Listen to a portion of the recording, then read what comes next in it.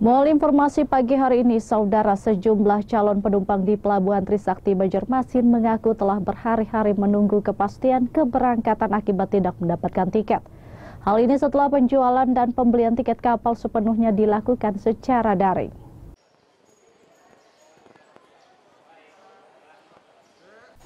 Sejumlah penumpang yang menunggu di terminal keberangkatan Pelabuhan Trisakti Banjarmasin mengaku telah berhari-hari belum mendapat kepastian keberangkatan. Penumpang mengaku belum mendapatkan tiket yang biasa dijual oleh agen di sekitar pelabuhan dan menduga adanya pembatasan keberangkatan. Sehingga diantaranya bahkan telah menunggu 3 hingga 5 hari di pelabuhan. Ya mungkin karena dibatasi kan kurang tahu juga, Pak. Terus biasanya kan di agen kan tiap tahunnya kan ada, gitu kan. Kami tanya di agen nggak ada. Tiketnya? Ini udah berapa lama di sini? Di sini 3 hari itu. Udah 3 hari? Okay. Sementara itu, Dharma Lautan Utama selaku operator kapal diwakili KSOP kelas 1 Banjarmasin menyatakan, kini tidak lagi dibuka penjualan tiket oleh agen secara langsung, melainkan sepenuhnya menerapkan jual beli online atau daring sejak tahun lalu.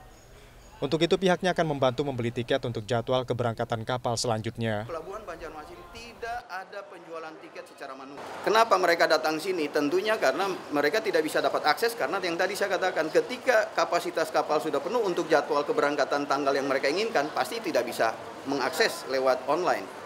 Tapi kami akan membantu mereka untuk membeli tiket untuk jadwal-jadwal yang berikut.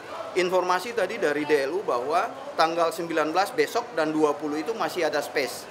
Ya, cuman mereka ya namanya pingin segera cepat sampai di kampung halaman bertemu keluarga.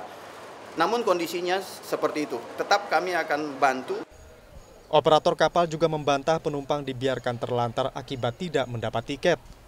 Operator terus melakukan pendataan di pelabuhan bagi calon penumpang yang belum mendapatkan tiket dan menindaklanjutinya. Hanya saja calon penumpang harus menunggu sesuai jadwal keberangkatan kapal. Syamsul Alam, Kompas TV, Banjarmasin, Kalimantan Selatan.